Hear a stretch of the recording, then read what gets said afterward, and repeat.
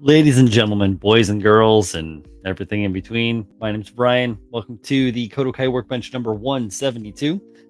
It is just me, myself, and I this evening, working on my cerulean build. It is another Thursday. We're working through another week, but we are running out of time on this deadline. So I definitely want to make sure that I make as much progress as I possibly can. So this is going to be a working live stream. We may or may not have some other guests that pop in, but who knows? And yeah, so there's some fun stuff to talk about. I hope that we have some more people that jump around because I have some things that I want to touch base with. A couple funky things happened today in the world of the internet. My glasses are really dirty. And I just think it's kind of funny, and I want to kind of be nice to talk about it.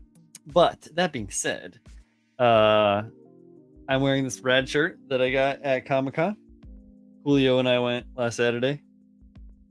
Pretty sweet, right? It's got a fucking Oni mask and nice pretty lady with the big fan. Looks real cool. Oh, I'm exhausted. I've been working my ass off at the day job, and things are gonna start to pick up because it's getting busy. That's how it is. Drinking a Sprite, which doesn't have any caffeine in it. It's not helping at all. And I noticed that my hair is starting to turn into a DNA helix over here. Weird. A lot of stuff has happened since we did the last stream. Where do we go? Where do we begin? Especially because it's just me. So yeah, still working on the Angel of Death. Been doing a lot of refining, back and forth. Been sanding, checking. Everything is looking pretty good right now. I will probably be doing some assembly potentially because I did a lot of work on the wings.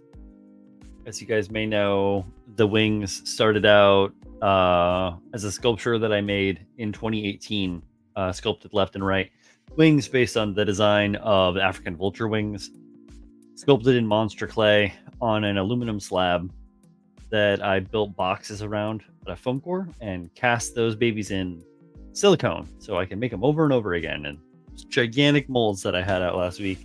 They're very heavy. I cast some wings. I was pleased with them.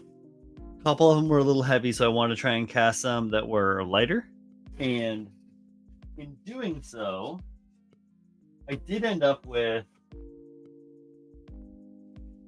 a couple of lighter wings because the first batch were like, this is like first batch, and I know it's hard for you to tell on the screen, but this thing is heavy. It's like got a lot of weight to it. It weighs like more than a Gundam kit does, just as in and of itself. Like this whole just one wing because it's solid resin. So I made a thin clone of it, but I had issues with it. I'll tell you about that in a second. The other wing, let's see. I almost can't tell the difference between these two because they're both really light. I think this one is the lighter one. In fact, I can tell actually, yeah, when I shake it. This is the lighter wing. So I got a lighter one of those. This is probably the OG. Oh yeah, excuse me. Oh yeah, I can tell by the mold release buildup. So that shiny schmear is a little too much mold release on the edge of the silicone. Makes it shiny. It can fuck with your cure if you're doing silicone molds and you're using like semi-cheap mold release. I usually use this product called it's called Ease Release, and it's by a company called Man Technologies. It's a really bizarre name.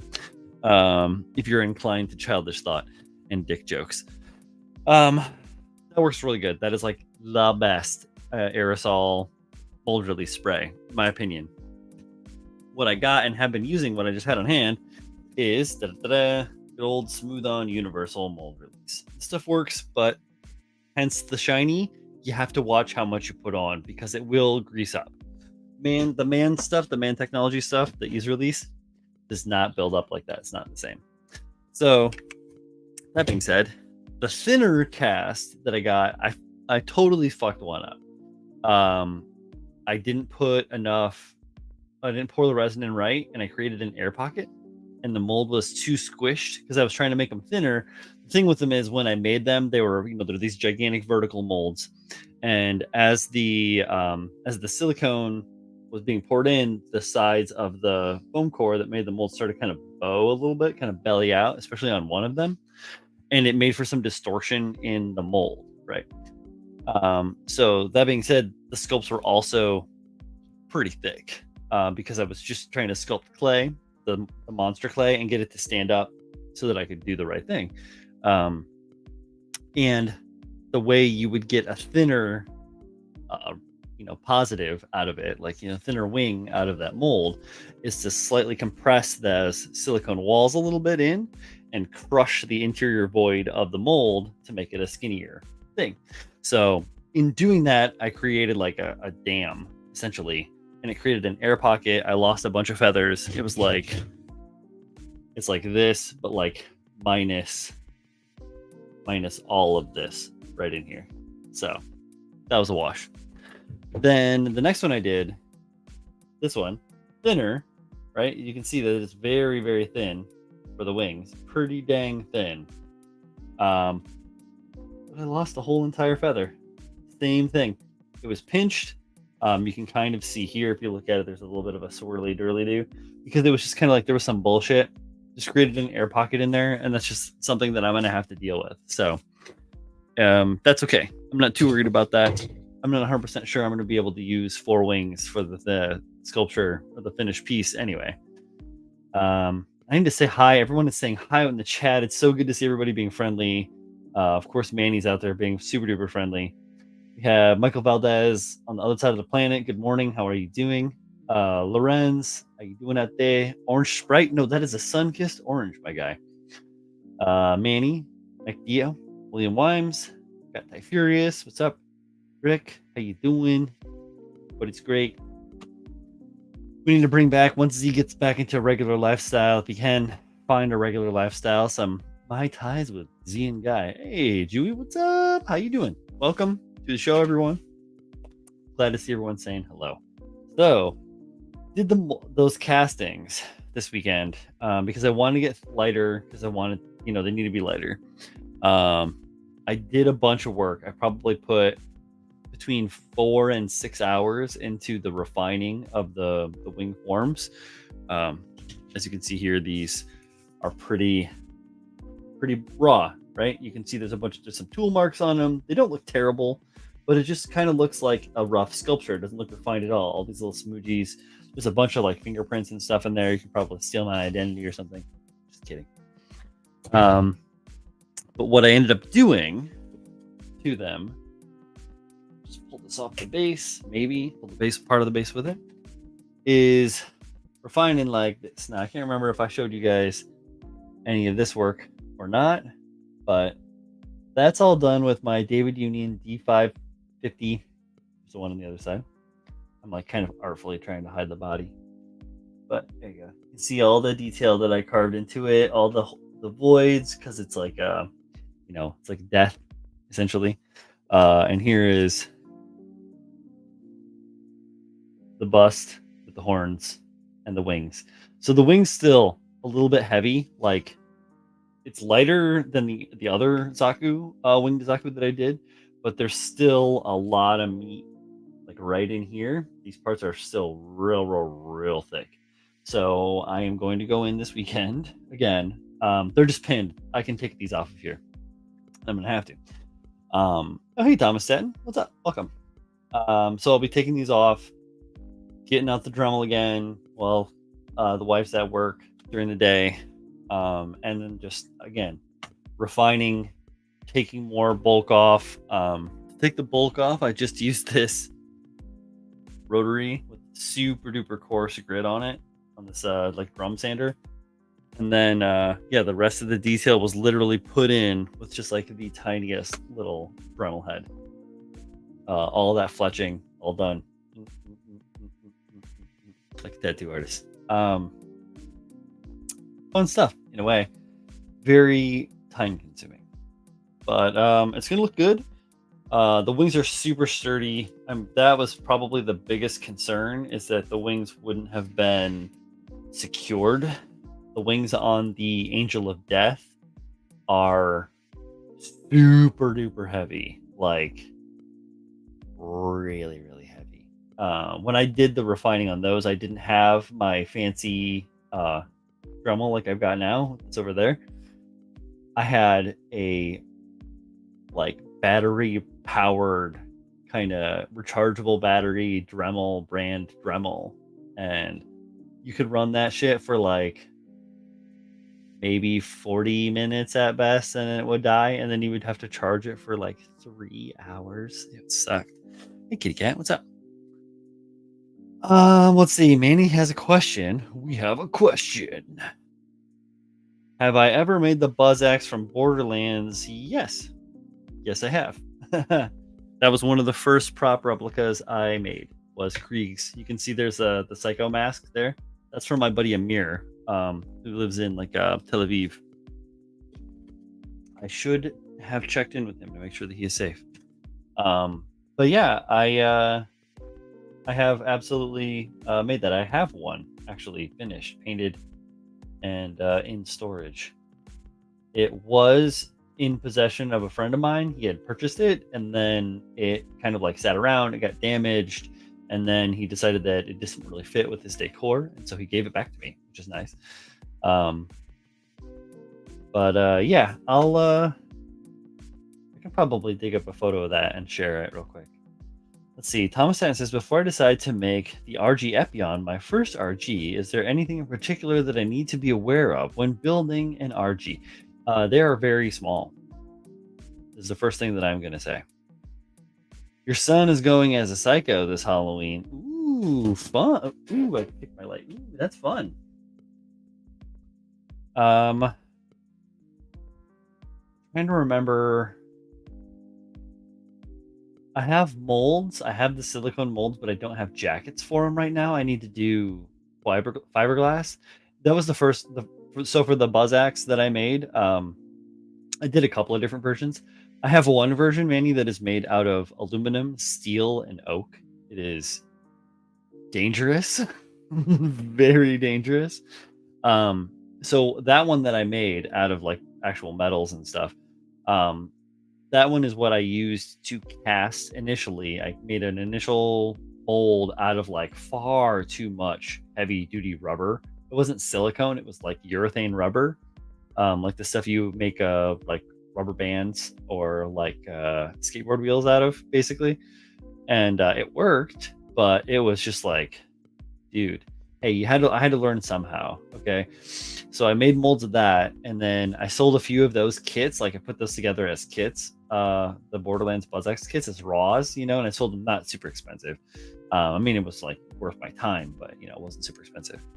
And I got some feedback from some really cool kids in, I think it was Virginia. They're a young couple that were cosplaying, and this was like 2014 or something like that. So we they had given me some feedback about how the details and everything were really legit, but the blade didn't fit super duper well, and the fitting was kind of off, and so he had to, like, the guy that did like the majority of like the grunt work for him, between the two of them, between the couple, he like was like, yo, I need to do some grinding down and this and that. You might just, caveat emptor, buyer beware, your clients, and let them know like that is a thing they should potentially be expecting. And then I was like, you know what, you're absolutely right, I should probably just rework it. So I did. I reworked it completely, redid the whole, took plastic bucks and then remade those into like higher end, like better fitting, better quality things with better geometry. And I recast the blade in a different way that made it better. Just kind of like made it an all-around better product for version 2.0. But that was done with my first matrix mold.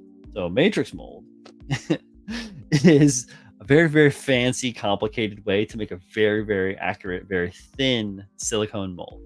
And there's a couple different ways you can do it. And the way that I did it, basically it consists of like a silicone skin that is the texture and the surface details and everything of the product you're trying to, the object you're trying to cast. And then on the outside of that, there is a mother. which is a jacket, or usually it's like a hard plaster or like fiberglass. A lot of times I switch over to fiberglass, but yeah, fiberglass backer, and then that holds the silicone into the shape of the actual form, and then the silicone just does all the detail on the inside, and it makes it very, very light. It's very, very cost effective because you can control the way that you do it. You guys really want me to go into this? I can go into this. If you guys want me to go into this, let me know in the chat. Otherwise, I will just sit and talk to you about mold making for like 40 minutes. So I'm going to answer Manny's questions here. It says, if you're willing to rent out the Buzz Axe that you have in storage, I'll pay you for my... Oh, it's for your oldest son, Daniel. Yeah, you can just borrow it, Manny. It's fine. I don't care. Just be safe. I have to... Actually, what I need to do... The thing about it that's tough is I have to go to storage. I can do it this weekend.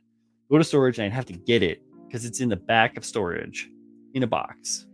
And I would need to... Okay, cool. Type Furious and Spirit's like, yes, go into it. All right, cool. So we'll go into some more of that. I have to go and retrieve it, Manny, and then have to dress it up a little bit because I'm sure that it probably needs to be like refabbed, refurbished, and corrected a little bit. I have to pin some parts, touch paint on it. But you can borrow it. I don't have an issue as long as I can get it out of storage easily. Sure. I can bring it into work and like hand it off to Julio. He's got to come meet up with me here pretty soon. So like next week, you could do that. I could get it, fix it up a little bit. I got the shotgun that I need to fix up too, because I want to take that to the Long Island show next month, and I want to take it to show it with my hobby club down at AAA Hobbies for MFCA. Okay, so take a sip of my soda real quick here. Talking about molds. So the way you make a matrix mold. All right, let's talk a little bit more about molds, just more than just matrix molds. Okay, real quick, just bear with me. There's a couple different ways you can go about replicating something in resin. Silicone mold's a really easy way to do that. You can also do it less easily. I've done this where I've actually sculpted a relief in polymer clay and then poured resin directly into the sculpted relief as a one-time cast.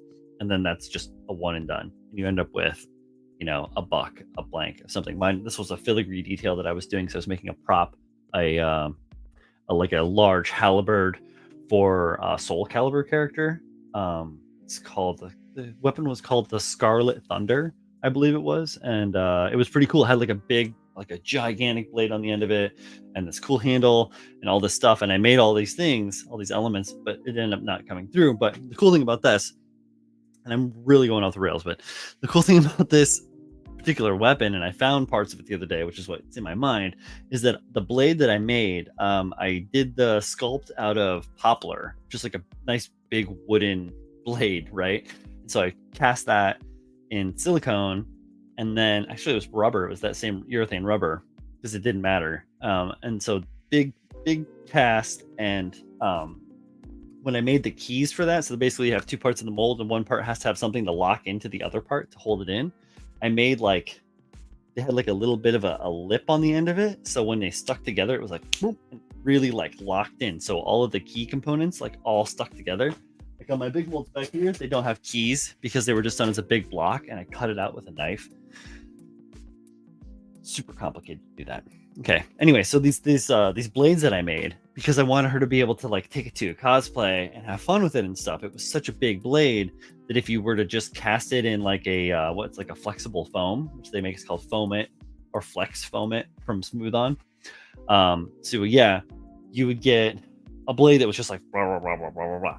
So I had the big brain idea, and I took a piece of 3/4 inch threaded rod, probably like 16 inches long. And I took a piece of steel, like 11 gauge, roughly 1/8 inch, maybe a 3/16. I think it was probably 1/8 inch though, steel, or aluminum. It was steel because it was melted. So, and then I made this card that I cut the slot in, and I put the welded rod in there, and then I welded it. So I made this like key, basically like a fan that was like a welded rod with a big piece of metal on it that was right down the center, like a playing card, but it was kind of thick. And then I made a mold of that, and I cast that in resin, right? So it's a working thread in resin with this card. And then that got put inside the mold before the flex foam went into it, right? And so here's the thing about the flex foam is it isn't strong. It's like the same kind of foam that you would see in like a squishy costume kind of thing. And or like, you know, this kind of stuff, like in your pull this off. Like this. It's just like that. So it doesn't have a lot of body to it, and it doesn't have a surface condition to it. However, if you overload your mold with it, right, and pour in way too much and seal it shut, that flex foam can't expand out, but it stays flexible, but it becomes dense. So it's a cheater way, Dragon did, to make something that was very dense, but also very soft. So with the key card in the center and this thing like that, compress around it, push hard, cures out, pull it out, and you have a blade that holds its edge that you can hit somebody with, and they wiggle a little bit, but it won't hurt them, and you're not going to break it, and you can totally get it through all of the like cosplay Nazis at the fucking, pardon the phrase, but you know, the cosplay guys that are always like, you can't bring your, gotta put an orange tip on your gun or something like that. So that was pretty cool. Sidebar over. Matrix molds. So the way you do matrix molds is different than that simple two-part mold where you've got like the one side and then you make the other side. The way you do this is you have to have your object, like say the wing, for example, on two ways. The way I did it was just like this. I made a box around it and I just covered it in silicone and then I cut it apart. The way you would normally do it is you would build a box, you raise up to your object in a parting line. You would probably do it with the curve side down first, right? So then you build up stuff below this and then you pack clay, like either water soluble clay or polymer clay. I like to use plasticine because it's super duper reusable. A lot of people like to use regular water clay because it can be kind of cheap depending on where you are, and also you can just wash it away. Like polymer clay, you have to use like alcohol solvents and stuff like that. Anyway, so you build up this layer around it, and then that makes your parting line for your mold. That's where you get your mold lines. That's your parting line. Smooth surface out, and then to make sure that you can get the mold to register properly both sides is where you add the keys. People do it a lot of different ways. I've done it a lot of different ways. You can just take like a hex head of a bolt and push it into the clay to make these divots, these marks all the way around. I've done things where I've like cut ribbons out of the clay to make like an extra seam where it's like an actual like trough in the silicone that has another part that fits directly into it. And that's really good for doing things that are very, very thin and that you may be putting under a lot of pressure. That way it helps to make an actual hard sealed line all the way around the outside of all of your details. Otherwise, you're left with two flat surfaces with a bunch of these like interlocking pegs that help to hold the registration together. That can cause a little bit of slip. You can get like flash, which is where you get really, really thin plastic that comes up on the edge or comes off the edge. Maybe you've seen that on some of older models that are some rare stuff maybe that you guys out there have had. That is where the flash comes from. It's from the mold not being compressed tight enough, or the pressure inside of the resin or whatever is too great for the silicone itself. Like if the silicone is too soft. There's a lot that you can go into. So now that you've got your part in, you've got your, it's a box, it's raised up higher than this. This is set inside of it. You've got the clay levels, you've got the little dots all the way around. You've got your place to pour, that's called your gate. And the way I did it with this is it's just open. So it's this whole channel and I just pour it directly into the bottom, right? Other ones that I've done, I've made fancy things, just like all these air channels and all this shit. That's way more extreme than what we need to be talking about. So you've got that, it's all clay, it's like this. You pour silicone on top of it, you shake it and rattle it around so all the air bubbles come out, and you let it cure. And then you flip the box over, you pull all the clay and stuff out of the inside. This is still stuck in, it's a capillary action, it's stuck in against the silicone. And all of those places that you did all the little indentations with whatever it was, like a pencil or that, whatever it might be, it doesn't matter what it is. That will then be, once it's flipped over, those will be silicone nubs sticking up, right? So all over those places. And that's where you make your registration. Then after you clean all of that up again, right? Clean it all off with alcohol so that there's no clay or anything on this or on the silicone. Spray all of that with mold release because silicone only sticks to silicone. So wet silicone, no matter what, will stick to dry silicone and become the same, one and the same, which is cool and frustrating. So if you don't have good enough mold release on or a proper application of it, the silicone will adhere and you'll be trapped. Another thing that can suck is if you have too much mold release on there, it can cause the silicone not to cure, and then you have a crap mold or crash half of your mold. Cool things is that if you have molds that are old, like I've had a lot of molds, I've gone through a lot of molds, you can cut them up into little chunks and throw them in with the liquid silicone, and it will bulk it out. I think we've talked about this a little bit in the past. All right, let's see. Real quick, one question. Saran says, that reinforcement rebar is something that I've been thinking of a lot, but like in that reference, did you see any delamination from the sheet goods with the rubber being thinner? No, I did not, because the key itself was thin, right? Very thin. So the overall blade dimensions was probably like 3/4 of an inch wide for the blade material.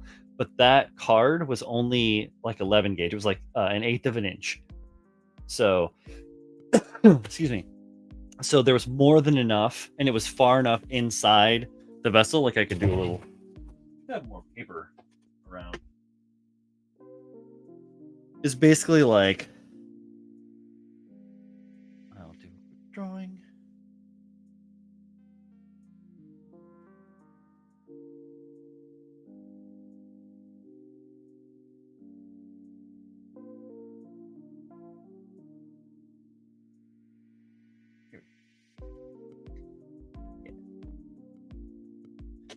It was pretty much like that. So you can see this is the blade. There's plenty of room on the outside of that card to hold it in place, and plenty of distance on the back side for this. Plus doing it the way that I did it, using the somewhat medium density foam and then overpacking the mold, because that stuff just expands like crazy. You've probably seen it on TV or something like that, where you mix like the two parts together. It's almost like what is that stuff called? It's like they do 20 explosions out of it, like make colored explosions of like foam, essentially. But yeah, it basically just expands really, really fast. But yeah, doing that, compressing it all in and having that thing fully closed made that really, really tight. So there was no issues with delamination or with any kind of problems. In that I only had tested it. I made a test product. I never fully made the prop, and it never got like play tested in reality. So it never went to a convention. So there could be errors. There's probably stuff that I didn't even know, that I never knew about, because it's just like one of a million projects that never got finished. Yeah, elephant toothpaste. Thank you, Manny. That's that stuff.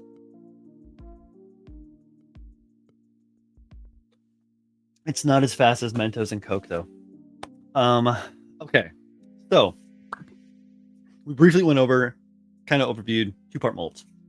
Matrix mold is how you can do something like one of those prop gun things that I do, or like one of the components for that, is you have this crazy complicated 3D form, right? And if you were going to try and make a 2-part block mold or a 3-part block mold out of that, you use so much fucking silicone just because of the size of the box and all this stuff. It'd be really, really weird.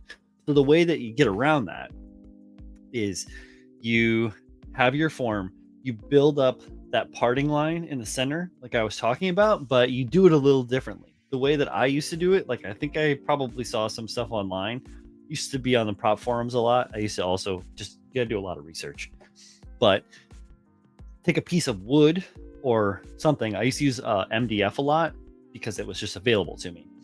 And you cut the form, the shape, you put your object down on it, you trace around it, you cut that out, and then raise that up so that it's going to be on halfway mark for your median of your object, right? Build it up with screws and blocks and stuff like that to be this height. Then you pack in around that. Actually, well, first thing you do is, once you have your form cut out, you have this big slab. It's flat. It's got the shape open on the inside. It's got a bottom, makes like basically a bottom raised up. You've got this parting line. You can put your object inside of it. What you do then is you take your object and you put it in a plastic bag, like, or wrap it in saran wrap or whatever, so that it's completely wrapped. It doesn't matter. You don't have to worry about that right now. But what you want to do, put that in your parting line, smooth that all out so that the parting line's all like pretty much all smooth. Actually, you don't really have to smooth that all out. What you have to do is make sure that there's not a huge gap between the object that you're trying to cast, the buck that you're trying to cast, and then that smooth flat plane. And I'll tell you why. Get it set in place, and then you put clay on the outside of it. This is where the clay comes into effect. I used to have like 30 pounds of polymer clay for this. You make slabs of clay that are like 1/2 inch thick, roughly. You want to try and go 1/2 inch to 3/4 inch thick, and you cover the whole outside of the model with a smooth layer of that thing, or whatever it is, the master you're trying to cast. And then you add ribs to that are like the same height, once again, like 1/2 inch to 3/4 inch high. These ribs, they're like square or slightly rectangular or whatever, and you've probably seen images of this from being on the internet.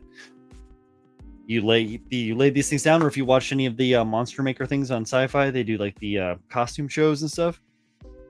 Do all these clay, and they do these like lines, and then that is how the clay holds its shape. It registers its shape, and then on top of that clay, you then put fiberglass, right?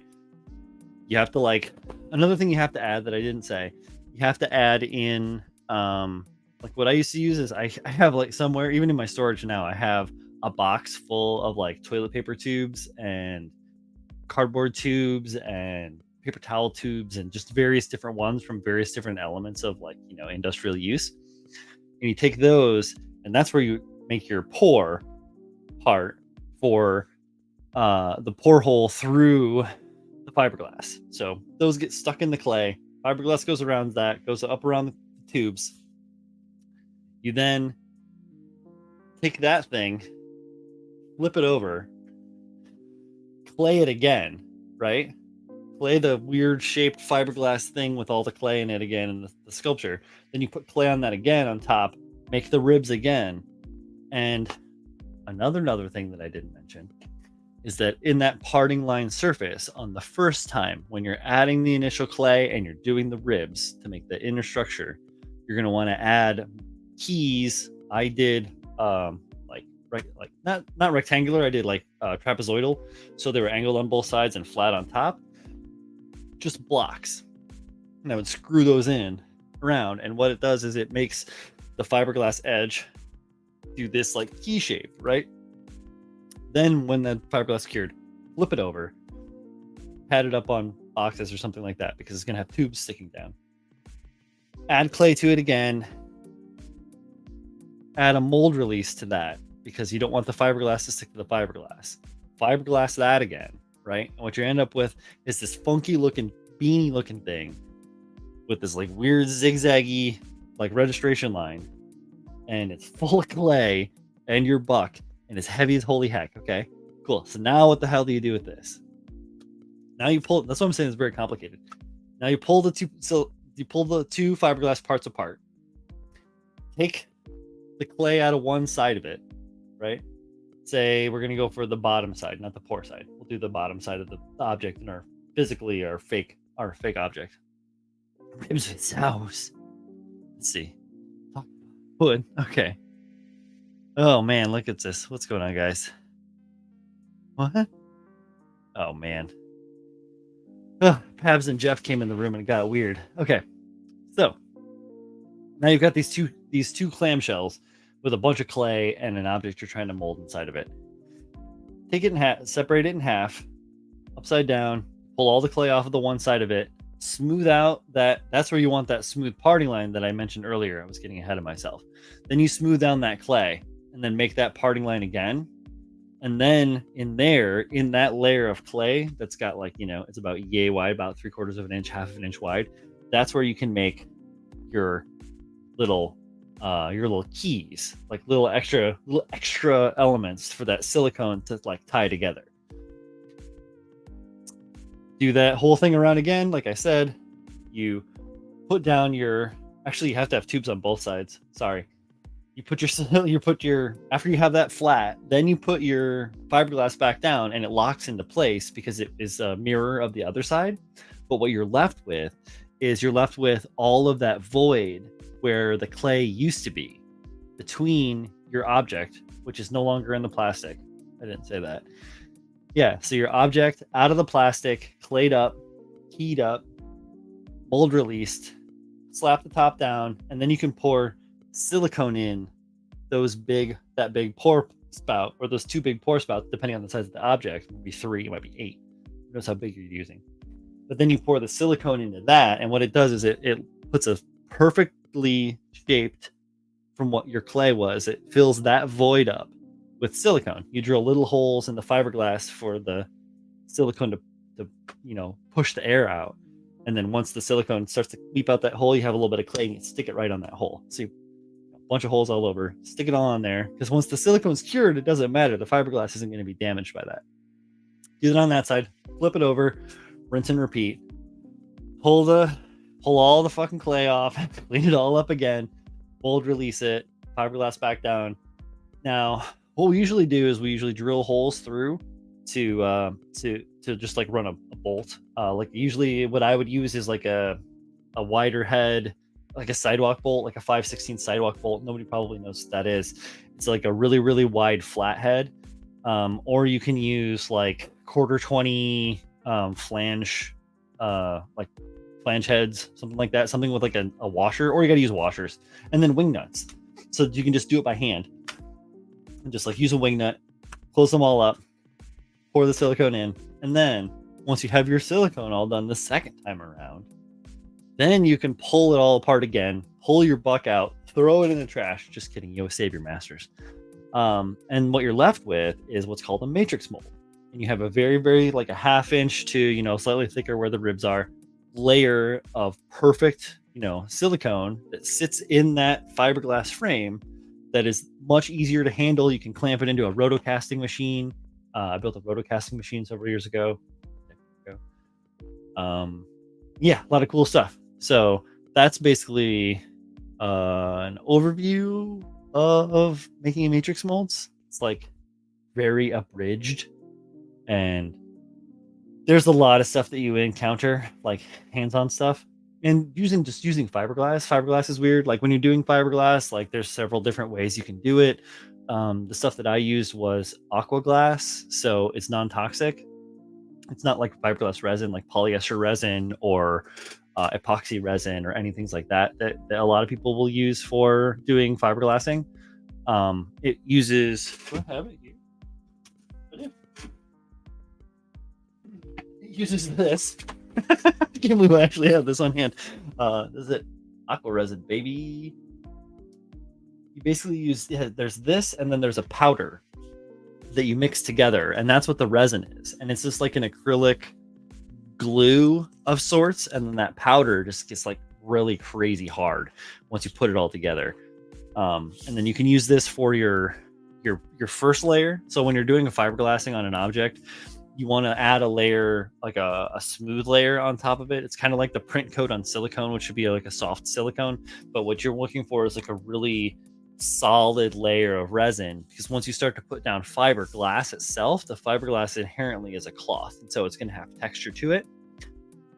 So you're putting down this thicker layer of this stuff, like mix a little extra powder into it, or if you're using like an epoxy resin or something like that, you would do like several coats of it so that it can build up a layer, and then you start to put down like shard. Shard is basically just cut fiberglass, just glass strands that are just cut to a certain length. They sell it in a bunch of different sizes. I think I have like medium shard or something like that still in storage. It's all in there. I still have I still have the matting, I still have the cloth, and I still have shard as well for doing fiberglassing.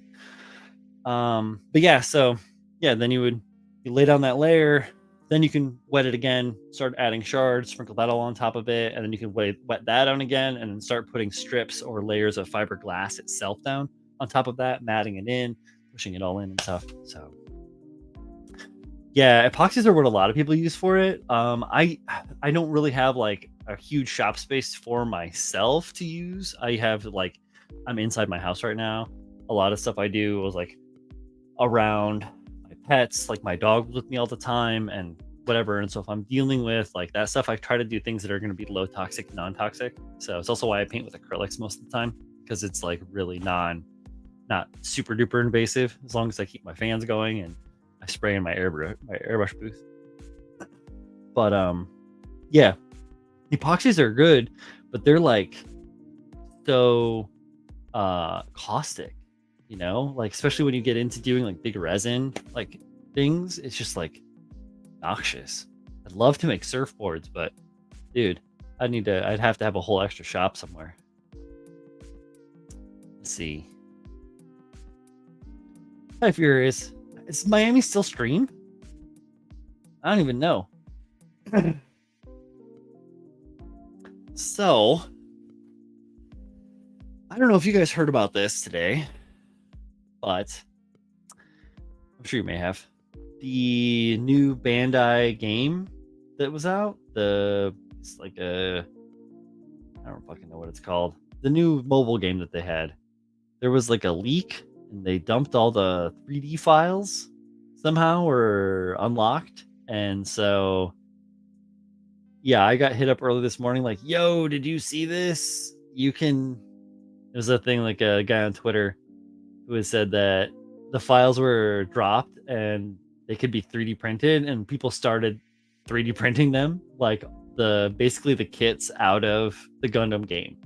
So pretty wild. Who's this? Perhaps it's not a game. Mainly games. What? Oh, he mainly games. Wait.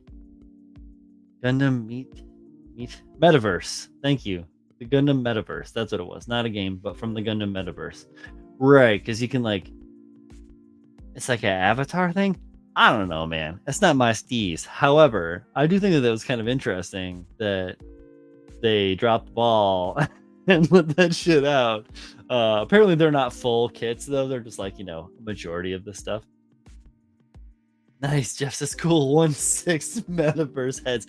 Hey man, if you can get on it, because as soon as it was leaked and it hit the market, they started putting the kibosh on it. So if you can find it, man, I'm sure they're there somewhere out there. I haven't gotten into that yet. I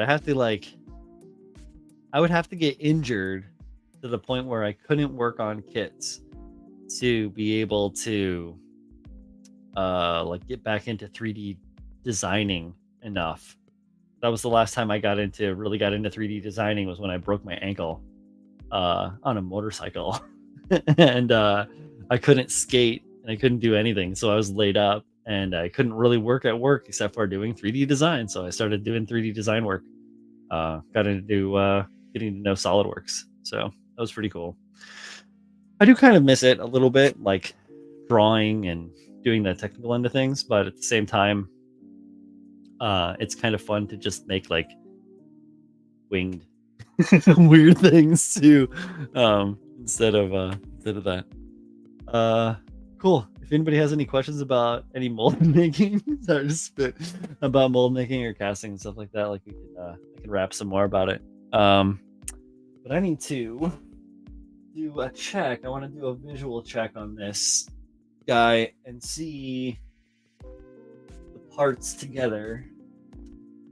I'll pull this guy, my skewer pile over, and then as long as it looks good, theory, I will pull it all back apart again and put it all on skewers. That's looking pretty good. I thought about refining that some more, but I kind of like it. Looks kind of like it was carved, you know. I mean, in a way, it kind of was. It was sculpted, and then I refined it, but it looks pretty good. I don't think I need to.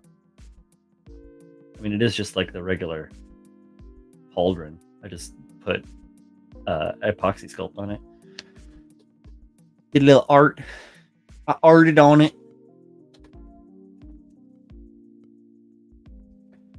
I I had one of those things on here where one of the times I had to set this aside, pulled it out, set it aside, pulled it out, and then I noticed that there was an empty alligator skewer. It's also by finding out if I lost a part, because I couldn't tell if I had lost one or not. There's so many elements to this. All right. Let's switch over to the build cam. Hey, Julius, what's up, man? I was just talking about molds for like an hour. Or mold making.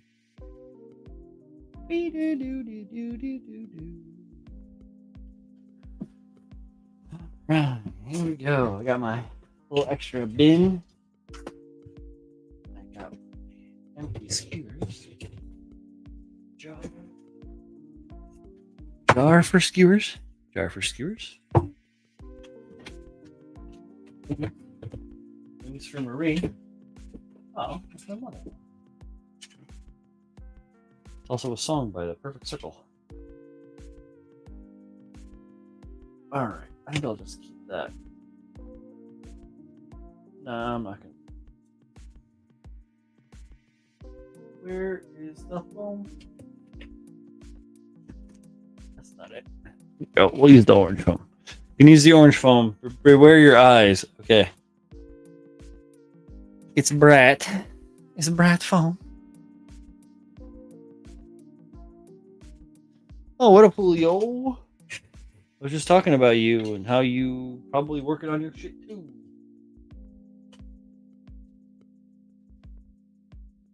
Right. Let's see. Start with the legs. All in the hips.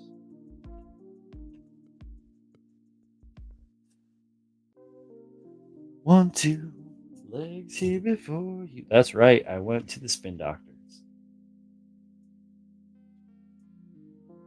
And I'm not talking about no Peloton class. That's right. All dad jokes, no kids.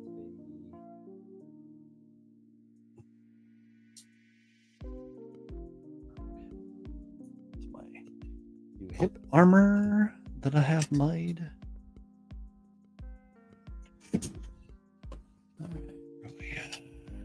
My chocolate panties? No, Julio. No. We're talking about your model kit. Fucking wise guy. For cerulean.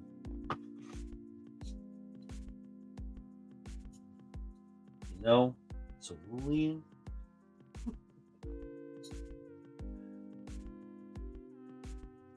Okay. One of the fun things about starting to work on a model and then putting it away for years and then picking it back up again. Which one? That's the outside. Gotcha. That's the inside. Ta-da! We're halfway there. Forget about where the things go. He says, I am making a model. You're just the most eloquent and descriptive son of a gun on the interwebs today, Mr. Julio.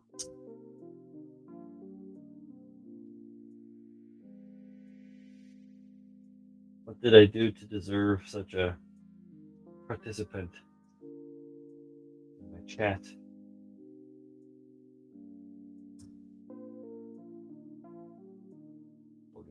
Guy. You see my cat like try to murder me earlier. Love.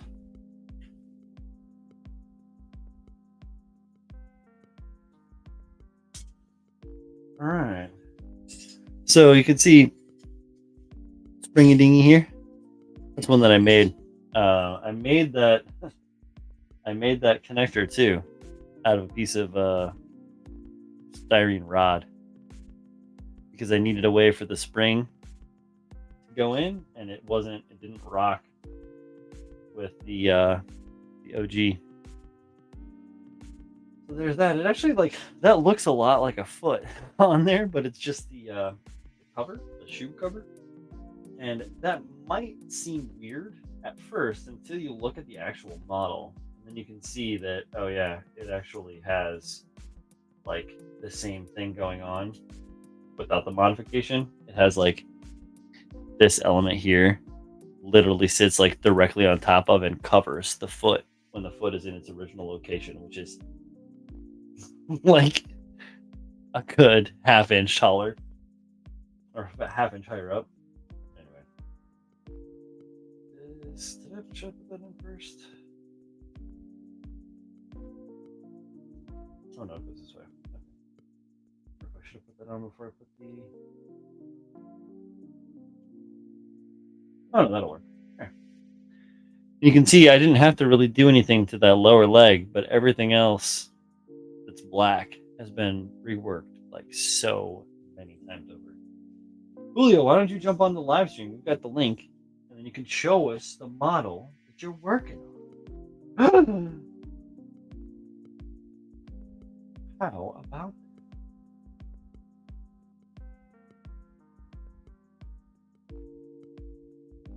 I think all the boys and girls out there in TV land sure like to see what you're doing.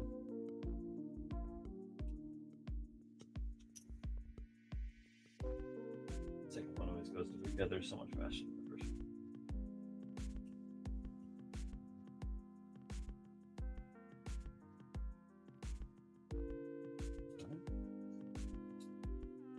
And again, it looks the same. So I don't know what I did here. I broke that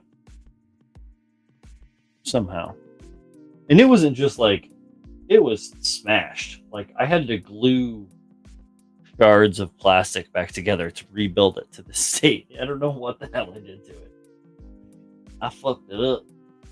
That's what I did. Fucked it up. Now, this one worked way better. I used my trick. I had this trick where I used the deluxe cement for fitting loose pegs. This one worked really well. The other one is a little bit loosey still. I don't like how.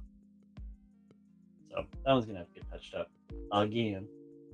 All right, that's the outside. That's the inside.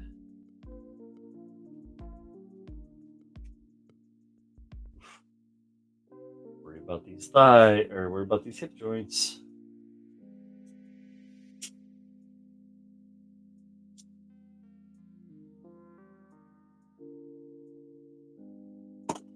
There goes that foot I was talking about.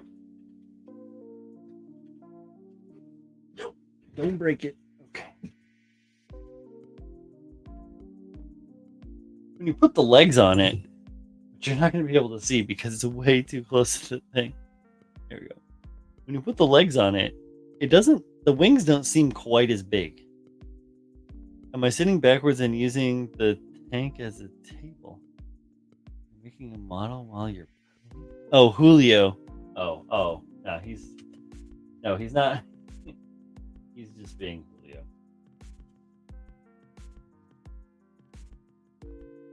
He is who he is, and he ain't who he ain't. He's like Popeye. He's Julio. Julio the poopy pants. Da-da-da-da-da-da.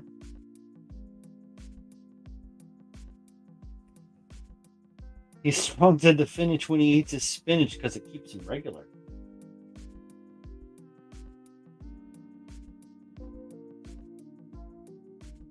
Oh, that's good to know. So the wings aren't heavier than the model itself. That's always a plus.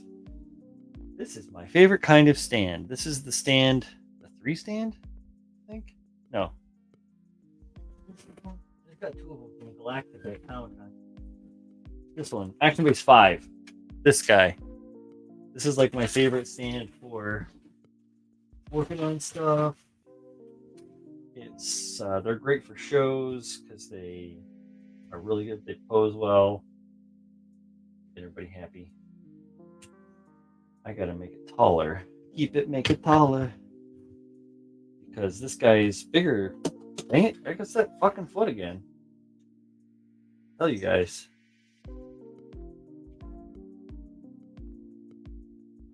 Alright, it's not leaning far enough forward. It's my little adjustment Novelberry. Oh, that's too much forward.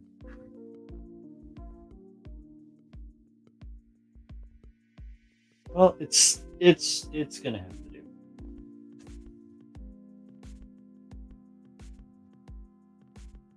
I'm thinking I may have to pin this. I may have to put it on a big metal rod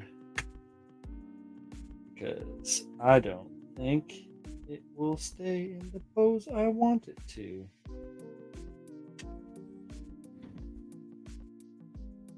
That is okay.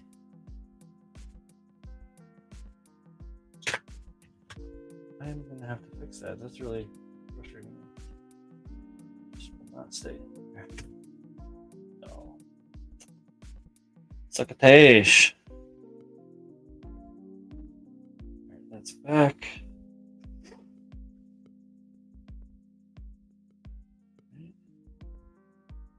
Gotta get out the old phone to make sure I did this right. Have you tried casting in a brass rod and tub in place with pegs to match up with kit parts? I have not done that, but I have subbed out a majority of the resin joints in Calamity Regal for mega size polycaps and posts, and that worked out pretty decently. I had to change some of the polycaps because they just wear out because the parts are, the thing's heavy. So, all right, let me look at my pose.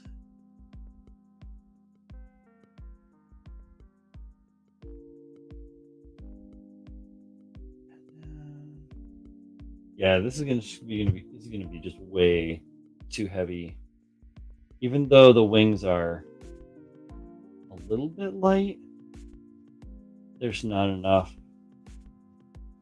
It's not light enough. And all the options here on this Bandai jobber they're too big. It either wants to fall forwards or it wants to fall backwards. There's no happy medium. Michael Valdez, yes, we are funny. Yeah, it's one of our things. We're funny. What, a clown? You laugh at? Yeah, in a way.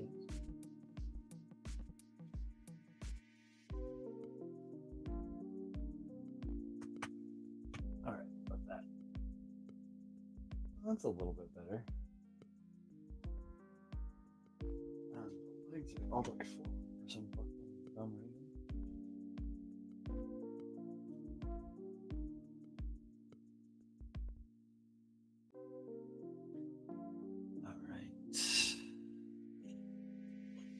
I have broken one of these as well because plastic is thin and I am a fucking popsicle. Just breaking shit. To do some reconstructive surgery with some super glue, some Mr. Thinner or Tamiya Extra. I don't remember which one it was. All right, where are we? Here we go. Arms.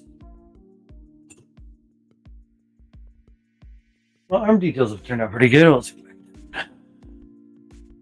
They're not quite perfect, but that reveal that's been giving me so much trouble. It's not perfect, but it's getting there.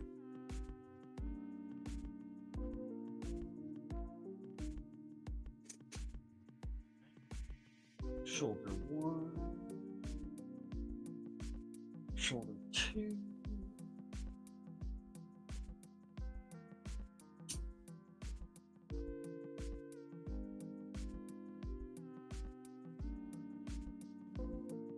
Now it's getting heavier. It wants to lean in another direction. It's okay. This is why we do this early. And it's good to find out that this is just not going to be strong enough to hold this thing up. I'm okay with that. I bet I can find a happy place for it to stand. But just tried.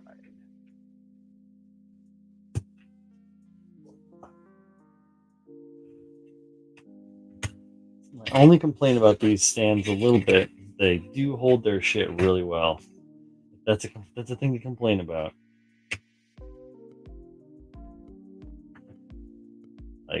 Once the parts are clipped in, it's like, I'm going nowhere, motherfucker. It's my world. It's my world.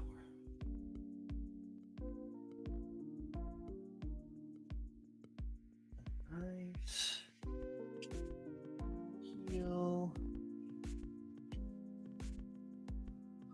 Clip.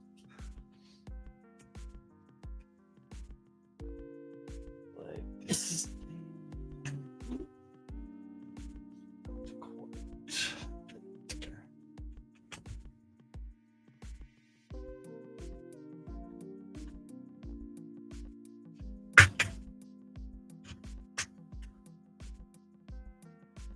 That's not the right height.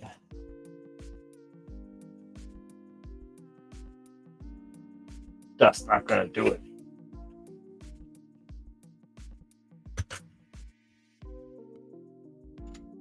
It's not gonna cut the mustard, my friends. My friends. Take a little bite on Martin Kovac. Let's see. It is not offset. What's going on? Yeah. It says, why do I like painting my plant kits in black? Is it for shadow effects? Not for effects, but it gives you a black, like a solid black base to work off of. The reason I go black first is, for one, that's my finest grade of primer. Is a 1500 grit. Mr. Color. The black one. So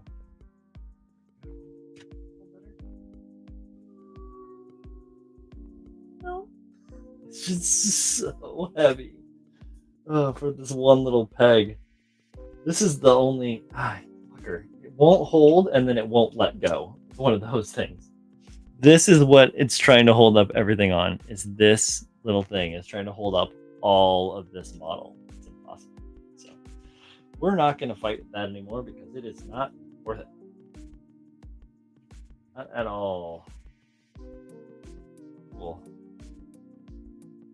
Yeah, this don't look too bad, right? There's like the heels. It's a little loose in there, but in the pose that I'm going for, you won't really. If they stay in the model. That's so annoying. Set this guy down. Just gonna add a little piece of tape to make me happier. Washing tape. Washing tape. Washing tape. If you haven't started using washi tape, you should look for it. It's good stuff. The one I get is made by Nichiban.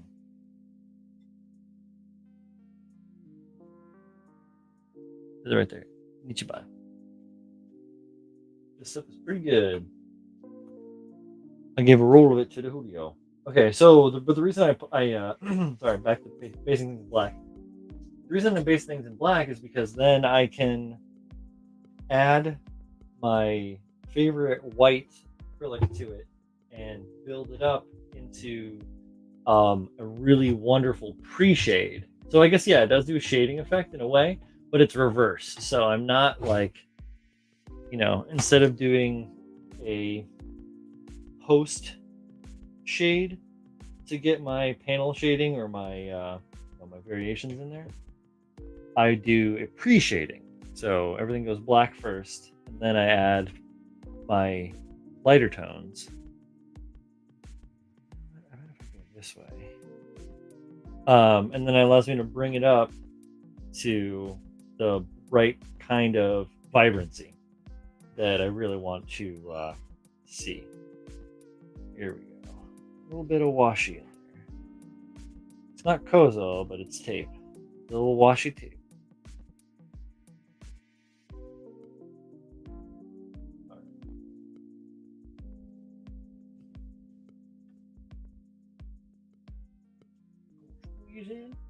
Oh, suki. Oh yeah, that fits nice. Actually, I made us end up leaving that tape on. So much easier. Looks like he's riding a cowboy. Cowboy. Or he is a cowboy for that matter.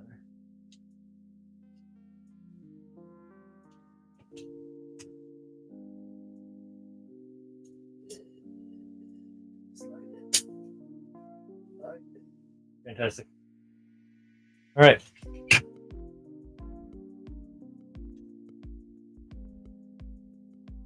Why is that so loose? That popped out too. All right. Switch cameras.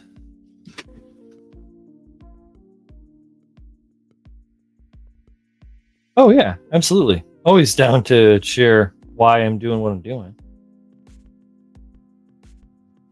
We don't grow as a community by keeping our little tricks and habits to ourselves. That nothing is going to be the same for everyone. So the more we share our different ideas with each other, the more we can take new things in and try new things and then get to the result we're looking for. That's ultimately that matters. It's like, it doesn't matter how you get there, it's just that you get there.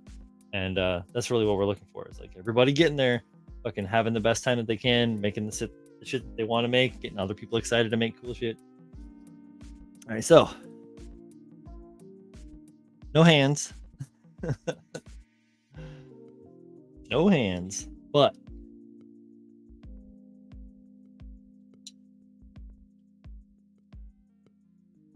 there it is.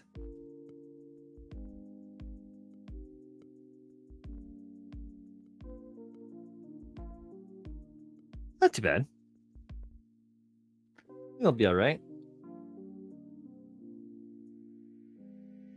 It's got, obviously I got to do some tweaking. I need to make these wings a little bit lighter. I need to figure out this. I'm not a huge fan of. I'll fix that. Just make it tighter in the joint. Probably the same way. I'll probably add a little tape to it. It fucking will work. Who gives a shit? Yeah, it is looking good. Thank you, Michael. I appreciate that. Thank you, Julio. And Jeff. Yeah, so that's pretty neat. The wing orientation is pretty good. I'm still contemplating. I feel like they need to have more holes in them, right? Because you can see they have, where you can see the light through it. There are some holes in them, so I want them to be more necrotic, more like wasted away. Let's see what else. I was thinking about maybe doing some form of cloak thing, kind of weird. Like, this is not your typical Gundam build, so no, I don't know what I'm gonna do. But I do know that with as heavy as these freaking wings are, I cannot use that little clip that was holding on underneath there, like trying to hold this fucker on. I mean, it's bad enough that I added 1.5 inches of styrene elements to it to make it this tall. Normally it's like a little baby dude. But yeah, so this is that's where it is. Oh, and then the shield goes on the shoulder too. The shield is completely dismantled. I gotta figure out what I'm doing with the shield. I haven't thought about the shield until right. Other than the other day, I had metal spikes in it and I took them out because they were way too heavy. Way too heavy. But yeah, but so we're getting there. Yeah. Really cool. This weekend will really be like the make or breaker. Because that angle, big thumbs down on that. That's gonna have to come. Pencil to draw on this with. And we'll turn up the power on the light. Key light here. Come on. Hello. So it'll probably end up doing, this is gonna have to come like way up in here. I'm looking at the camera while I'm drawing on my model, so it's a little shaky. This is gonna have to come up here. I don't know about this. I'm gonna do something with this. This is a little bit big. This is gonna have to come way down. This part here is gonna have to be way thinned in. So this whole part in here is gonna have to come and like do all these things up in here.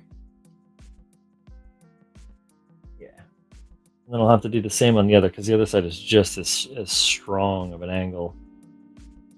it's gonna have to come up at least that far. At least that far, if not farther. And then this stuff here, this is gonna have to all be like, and then this is all shit here. This is gonna have to be like that. There we go. So I'll have to come in. This is all thicker right in here on this edge. It's all thicker right here. So I'll bring this all back up higher, in and out, and then I'll go in and I'll carve my feathers in, because all these feathers that are in here right now that have been carved. And if you guys are worried about me using this white pencil on my models and stuff, I've got a white one, I've got a red one, I've got one that looks like actual pencil lead, and I've got like a black one too. These are Stabilos. We've talked about these before. I'll talk about them again because it always helps to have a good idea as to what we're all working with. There we go. Stabilo. You can see it there. It says aqua. It's water soluble. You can write on paper, glass, plastic, metal, and it washes off with just regular tap water. So it's not going to hurt your thing unless you're writing on like fresh, like thin acrylic paint. Maybe you don't want to do that because you might wash it off. But for just throw it in the garbage. But just for writing on, if you want to write on plastic, if you want to write, I use it for making notes on my. If I don't have a piece of paper handy, I will write directly on my cutting mat with it, and then I can just wash it off after I transcribe my notes over. And it works really good too for like doing a layout. Like say when I was doing the wing mounts on them, I had to, first thing I did was I had the wings, and then I cut back an area that I thought was going to be the right size, and then I had to core out the interior of where like that wing would socket around the back of the body, because the body's really rounded. Get a drink here. So like the back of that is really, really rounded, but not like regular. It's not like a regular ass round. It's like kind of almost like an angle wedge, and it kind of does it in like two different ways. So I whipped out my favorite scrapers, or my scrapers, my Saracanas, the full round and the half round. So you can see they're just flat like that. So they make really great scrapers. They're super duper strong. And then I was able to kind of like shave out. There's like, you can't see it here, but like literally like making curly Q shavings of thin plastic resin out of the inside to carve that, carefully so that it fits nice and snug onto the body. These are great for removing plastic. And then from that, I then pin drilled into the wing, parallel and on the same in the same line. So in plane and then parallel also into the wing. And then I set a bunch of different size, like I have a whole drawer full of metal shit. And then I just use these little brass. These are actually tubes. This is not a rod. That you probably can't see because it's not going to focus, but that is a tube. There you go. You can see the little dark circle. So these are tubes. And then I set those in, and then I cut them off too short. Then I reset them, and then I did the layout on the back of the body. But when I was doing the layout on the back of the body, I kind of knew, because of where I put the first pin on the models, not the models, but on the wings, was in basically the same spot. They landed in the same spot and location on the back. Marked it with this big X, drilled that hole with the pin, and then set the wing in there, and then just use this to just make a little mark real quick to get things lined up. If I needed to move it, a little saliva, wipe it off, blow it dry, mark it again. No big deal. Piece of cake. Do I have a color scheme? Sort of. It's I did a drawing way back at the beginning of the pandemic when I got the model and was going to I was kind of formulating the idea of what I wanted to do with it.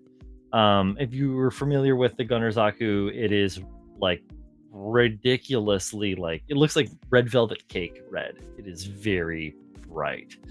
So what I wanted to do was color palette swap it, and initially I was just going to do dark blues and greens and stuff. And when I was doing my colors, I was using like Copic pens and colored pencils to do the drawing, and I kind of was like playing around with it, and I came up with kind of this like weird, almost like kind of like purple green, but like not green. It was like a white, but it was purple green. If that makes any sense. I don't know if it can make sense, but it's like really this very washed out, like kind of like almost sickly looking color. And so that I had thought of doing, excuse me, like if you're thinking of the Zaku 2, the MS6R1A Zaku 2 TriStars. I got a couple of them there, so I was pointing to it, reading it off. They have like white elements to them, and I thought about maybe doing those where those elements are white, doing it in that kind of like a necrotic kind of greenish color. That was kind of one thing I had initially thought of to do, that kind of balance out that way with like some navies. And then I had another thought of doing one that was like very like object source lighting style. Zenithal is another way that it is used to describe, but it's really just object source. You have like a direct source, or you're making it appear as though there's a singular source of lighting. I thought about doing that where everything's all like it's illuminated in like a green, but everything else is really, really dark blacks and dark purples and dark blues that shades forward on all of that. And then you could do all this really funky edge highlighting on all the wings and like catch all the cool parts of the armor and stuff like that. So I thought about that for a little bit, but that's a lot of work, and you have to do like a whole, I haven't done that. I mean, I'm familiar with it because I've seen it and I understand painting and I understand application, blah, blah, blah, but I haven't actually put that into practice. So like, what do I do? Do I pull it all the way back up to light? Then I add that dark in, or I add that like super bright, highlight in tone, that tonal value, get that shift, and then do I pull the blacks back down on top of that, or what? There's a lot of ways to do that. Or do I go like all black like I am now, and then only focus my highlighting areas on what the stuff that I want to make bright, and then I add transparent or translucent colors on top of that white highlight, or the sub base. If I don't want to make it white, maybe I'll make it yellow. Or if I want to just do try and do something funky, I could try and like mute it out. I could do it in like baby blue, like a fucking bright ass baby blue, and then throw like a transparent green on top of that to give it more like a sphalocyanine kind of like blue green kind of thing, because the overarching color for cerulean this year is green, so it has to be a green element in it. And I believe that the main colors for the Four Horsemen death, it was like black and green kind of was the ideals behind a lot of the imagery for it. So something kind of like that. I have a really kick-ass book that's in my backpack. I'm gonna go grab it.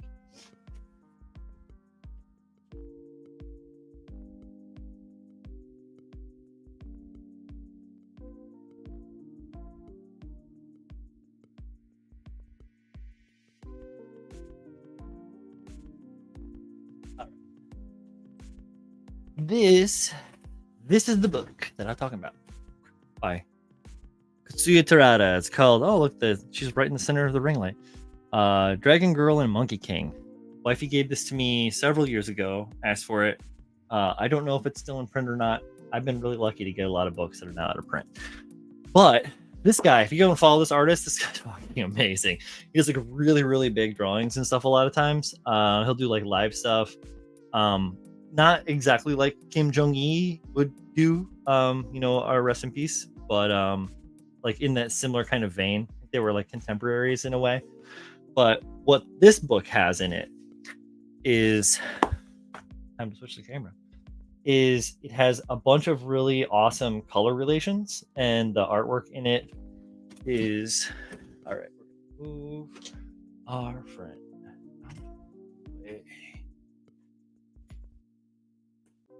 Scissors for cutting tape.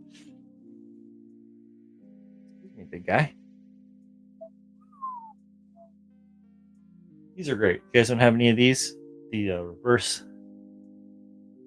reverse clips, super duper handy. I forgot I had them, and I was like losing the arms all over the place. They were just falling all over. Heck. All right. His book we don't want it to be too shiny, but we want to be able to see it.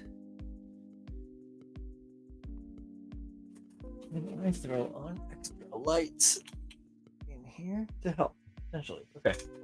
So, but as you can see, even here on the cover, the color tones in this, like, just this girl here, like all of the different color tones in her face, all of the amazing tones here, the subtle cream cream yellow element here, but even by this really funky eyeball, like of her wing. I think it's kind of like a wing. Then all these other, other yellows that have been brought in with elements of like orange wash on top of them to add a different tonal value to it, to bring it separately, but also still make it harmoniously the same, so you know that it's all part of it, even though it's subtle.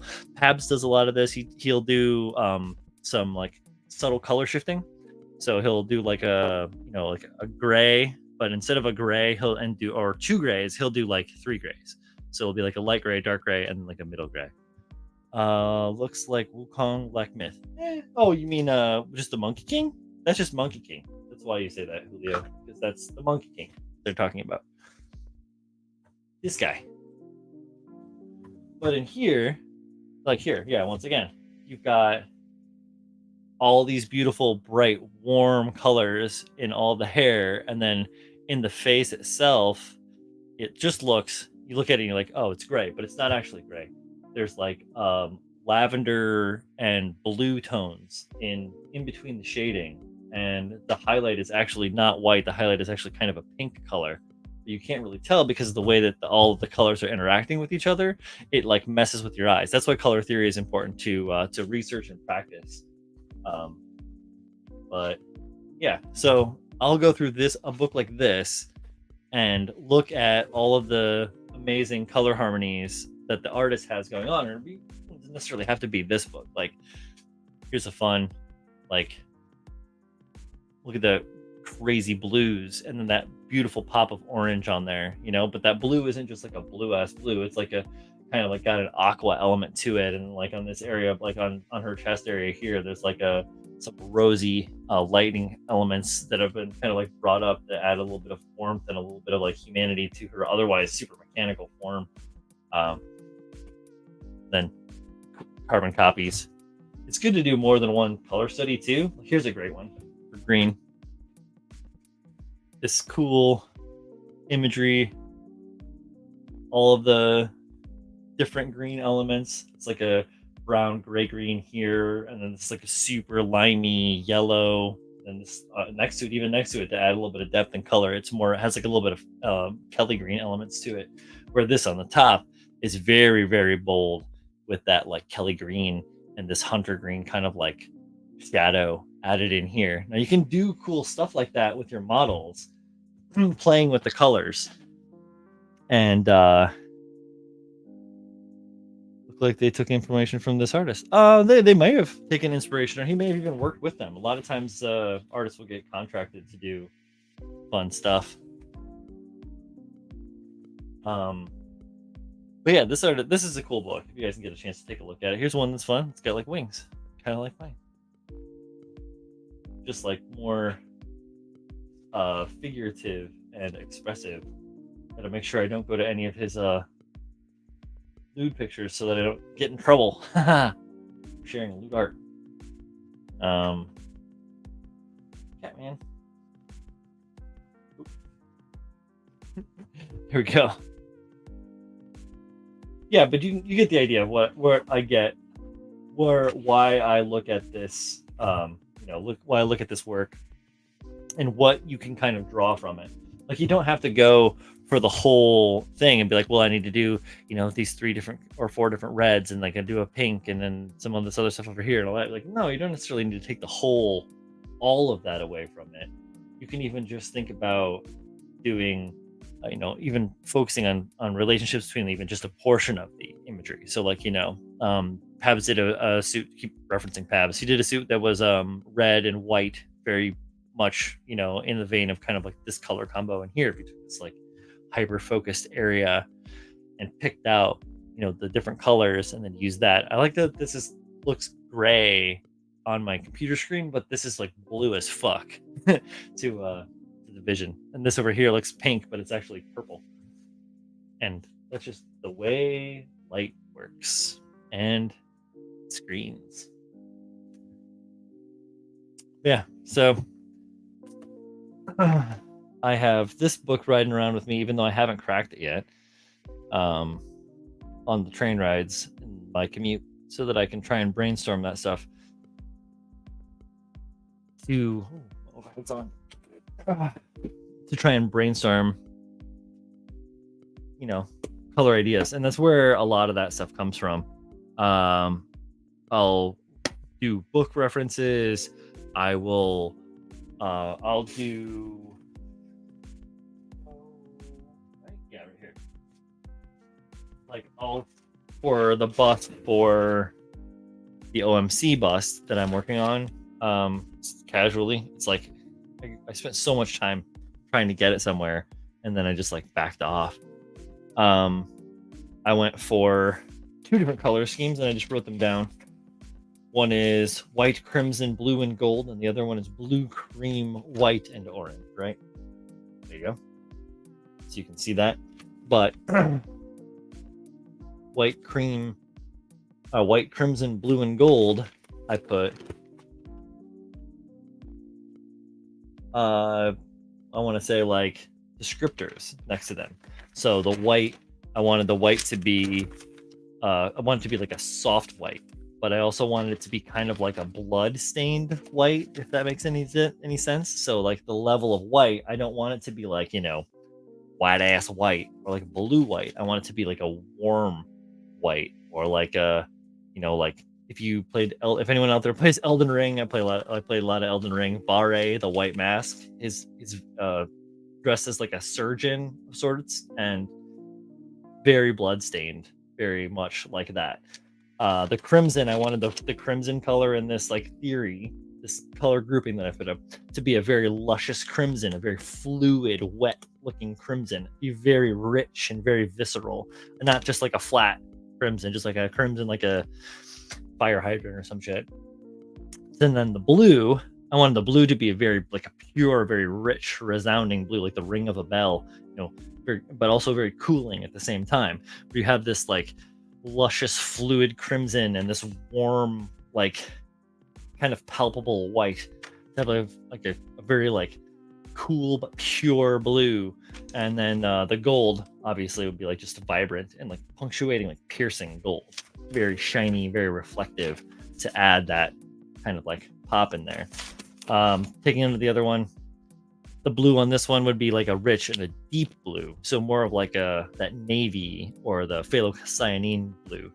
The creamy color, I want it to be like fleshy and kind of warm. This is actually the color combo that I'm going for with the bust. And then the white, I want it to be very plastic and very sterile, so it looks very manufactured, like a very much like not that like soft and warm white. I want it to be like very sterile, like almost like a plastic or a melamine kind of like sheeting. And then the orange should be like just like a very bold orange to complement the rest of that assembly. So we'll see what Julio says. Flat ass white, Cardi B. Interesting. Julio says he's going green and earth tones with a pop of color. So Julio hasn't been talking about his build very much. Even with us, like he doesn't talk with us very much about it. He's pretty secretive. But he is working on the Judge, which is a pretty cool model. Julio, who makes that thing? I can't remember. Or Pabs, they both know. Shit, y'all may know out there. I don't know. Michael Valdez, yes, it is a cool book. I am a liker of cool books. I've always have. And I don't think you can have enough cool books. You can always get more. The V-Thor. Thank you. But it's by the same people that did the Judge, right?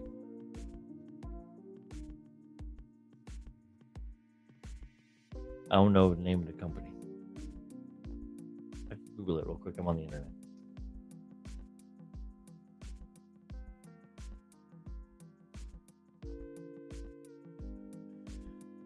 It says Hexagear. Oh, it's Hexagear, so it's Koto. Kotobukiya. Interesting. Yes, Julio says he's Kotobukiya.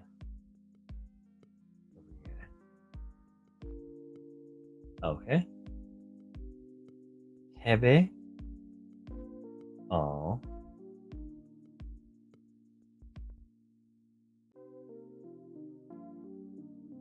Dang. Oh, let's see. We lost one of our longtime Patreons. Cool. We got a note from Polly. He's a little under the weather, and he will not be joining us this evening, which is okay. There's kind of something going around. I'm feeling a little run down myself, but I think it's just because I got like extended hours, and so I am a sleepy boy. Plus, I've been on a diet. Not that I necessarily need a diet, but I've been on one. Try and cut the fat, as it were. Too much ramen over COVID got me good. Got me real good. So yeah, so Julio's working on the Vthor from Koto, and he's done a bunch of really cool stuff to it. So if you guys get a chance, I don't even know if he's put anything up on his Instagram pages, but keep an eye out for it. Eventually he'll share it, or he won't. He'll just be like, nah, son, I ain't share that shit. Nah. It's like a Julio thing that I can see Julio saying. But yeah, I mean, that pretty much wraps up everything that I've got going on, and a bunch more. I got a lot of work I still need to do, so hanging out on the live stream is not a way for me to get that work done. I am gonna wrap up the live stream for tonight. Colin's a little bit short, an hour and a half isn't terrible, but hey, it's pretty cool. It's been great to hang out with you guys tonight and to talk about cool stuff. I love making molds. I really do. I love casting, and I love sculpting. I love building fucking awesome shit. And I think it's really cool that you guys are stoked on some of these things too. If you want to try some of this stuff out, it can be easy. It can be expensive. Feel free to hit me up. I know a lot of stuff. A lot of the guys that I hang out with know a lot of stuff too. So if I don't have your exact answer, I can definitely help point you towards somebody that can help you figure out what's going on. See if we can find you a good solution to your problems that doesn't break your bank. Because that's the thing, man. We all got, money is expensive. Ideas are free. And we got to try to balance out all the rest. That's the way I've been doing it. So thank you guys once again. KotoKai Workbench 172. I will be back next Thursday doing the same thing. Probably have a couple people here hanging out with me, talking, shooting the shit as well. We are looking at a podcast release coming up in just a couple of hours. The Built Sideways podcast episode 4. It's going to be pretty cool. I'm not going to spoil it. I almost did. But season 3, episode, I think 18, I think it is. Something like that. Something like that. And wait, I've got it on my phone. Oh. Suck it now.